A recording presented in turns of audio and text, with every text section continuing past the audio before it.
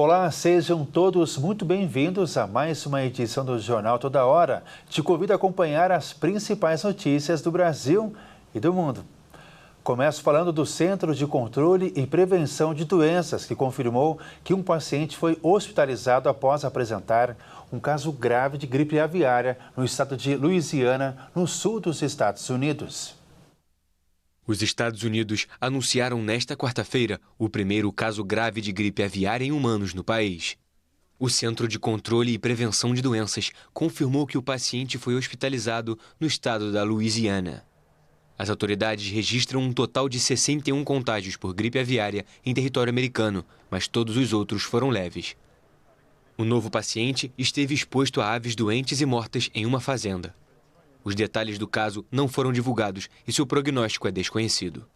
O sequenciamento genético revelou que o vírus H5N1 do paciente pertencia ao genótipo D1.1, detectado recentemente em aves selvagens e aves domésticas nos Estados Unidos, bem como em pessoas, no estado de Washington e na província canadense da Colômbia Britânica.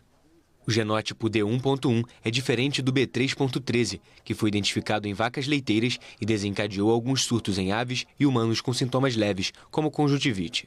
Alguns casos humanos nos Estados Unidos não vieram do contato com o animal, mas as autoridades de saúde acreditam que é muito cedo para sugerir a transmissão entre humanos. O Centro de Controle e Prevenção de Doenças considera que o risco para o público, em geral, é baixo. Em março, um surto de gripe aviária altamente patogênica, ou H5N1, foi relatado pela primeira vez em vários estados americanos. A empresa japonesa Space One fracassou nesta quarta-feira em sua segunda tentativa de lançar um foguete ao espaço. A empresa japonesa Space One fracassou nesta quarta-feira na sua segunda tentativa de lançar um foguete ao espaço, para se tornar a primeira empresa privada do país a consegui-lo. A Space One disse em um comunicado que o foguete Kairos encerrou seu voo após julgar que o sucesso de sua missão seria difícil. A transmissão de televisão mostrou o fino foguete branco decolando da base espacial da empresa, na região de Wakayama, no oeste do Japão. O foguete de combustível sólido transportava 5 satélites, incluindo um da Agência Espacial de Taiwan. Mas logo após a decolagem, o foguete desceu em espiral. Em março, em uma primeira tentativa de lançar em órbita um satélite de teste do governo japonês, o foguete Kairos recebeu ordem de autodestruição devido a problemas técnicos. A Space One pretende estabelecer um serviço de lançamento de satélites para atender à crescente demanda global e competir com a SpaceX, empresa de Elon Musk, que tem contratos com a NASA e o Pentágono. O ministro da Fazenda, Fernando Haddad, afirmou que o projeto da reforma do imposto de renda será enviado ao Congresso Nacional apenas em 2025. A proposta tem como um dos objetivos isentar a cobrança de quem ganha até R$5 mil.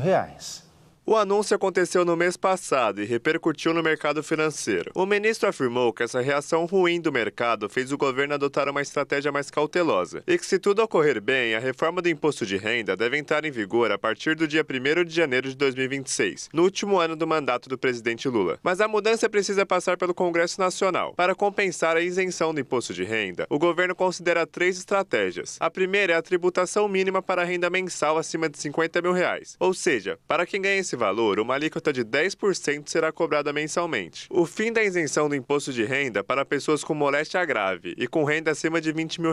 Ou seja, pessoas doentes que ganham mais de R$20 mil serão taxadas. E por fim, as travas de compensação. Ou seja, o governo vai estabelecer ferramentas caso exista um déficit financeiro.